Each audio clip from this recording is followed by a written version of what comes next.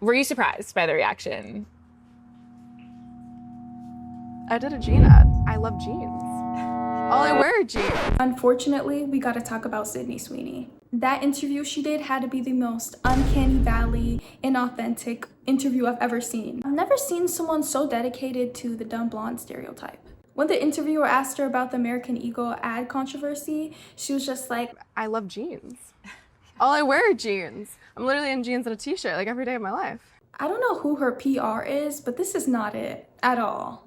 And she's using weaponized incompetence to avoid accountability, which is typically what manipulative people do. I didn't expect her to answer the question or give us anything of substance, but I also didn't expect her answer to be so lackluster and so dumb, for lack of a better word.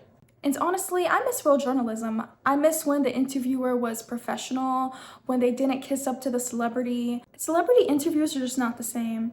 I feel like there's a real lack of accountability, real lack of substance, and it's basically just the interviewer trying to get into the celebrity's good graces. I will say that the interviewer did give her one more opportunity to speak on the controversy, and she gave us more of nothing.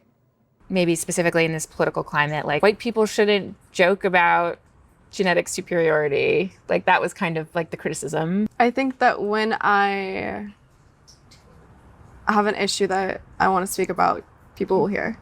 And thought she ate. Girl, this is not her being neutral.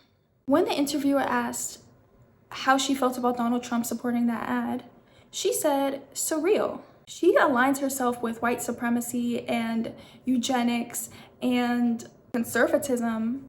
And then when she's asked the question, she gives us a bunch of non-answers and thinks that she's being neutral and she's not alienating any part of her fan base, liberal or conservative. But it's like, no, you aren't being neutral, actually. You aren't denouncing these things because she is catering to the Republican male gaze. But not addressing the controversy with American Eagle, not denouncing racism, not denouncing MAGA, you are choosing yourself to align with these things and you're continually doing it. And then when you're asked about it, you're playing dumb. Like you are being complicit in white supremacy. Silence and neutrality is a stance, and you guys need to start understanding that. White supremacy benefits from people who are outwardly neutral. So if you're outwardly neutral, you are complicit. I'm sorry, like, it's just reality. Especially as someone who constantly finds herself in these situations. This is not by mistake. She knows her target audience. She knows her audience is white, male, conservatives. So many people behind Sydney Sweeney's brand that these things don't just happen by mistake.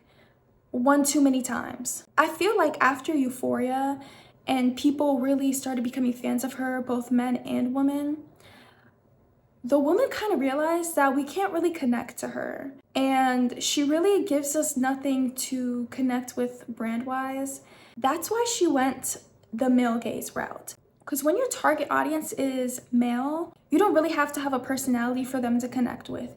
You just have to sexualize yourself. And when you start to notice that majority of your fans are white and male, and you look at the statistics of how many of them are conservative, all you have to do now is align with their politics. And bam, you have a short-lived career.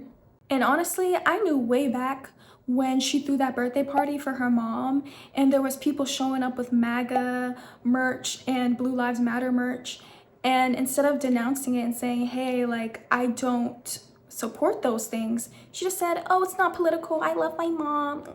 Do you guys think that any normal person caught in the same situation that doesn't support these things wouldn't just come out and say, hey, I don't know how they got here, but I don't support those things. I'm not aligned with those things. That is very easy, but she doesn't want to make that stance. I'm not saying that celebrities should be activists by any means, but let's be honest, celebrities aren't robots. They all have beliefs. They all have opinions.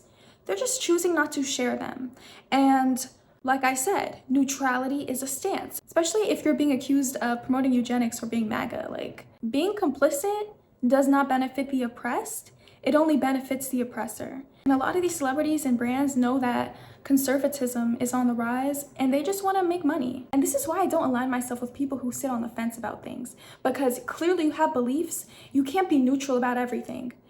You just won't come out and say it because being neutral benefits you. You gain more from being neutral. And that is completely selfish, especially in this political climate. But then again, I never supported Sydney Sweeney. I'm clearly not her target audience. I never disliked her until she started with the foolishness. I mean, I did watch Euphoria. I thought she did a great job in it, but she is still at the beginning of her career. There's really not much for me to personally be a fan of. Also, y'all can keep the new Euphoria season. Nobody asked for it, babes. I'm tired of this person being shoved down our throats at this point. But what do you guys think of Sydney Sweeney? What do you guys think of this interview? Are you excited for the new season of Euphoria, or are you like me, where you're not gonna watch it? Let me know. Like this video if you like this video, and subscribe if you want to kiki with me some more. Bye, bookies.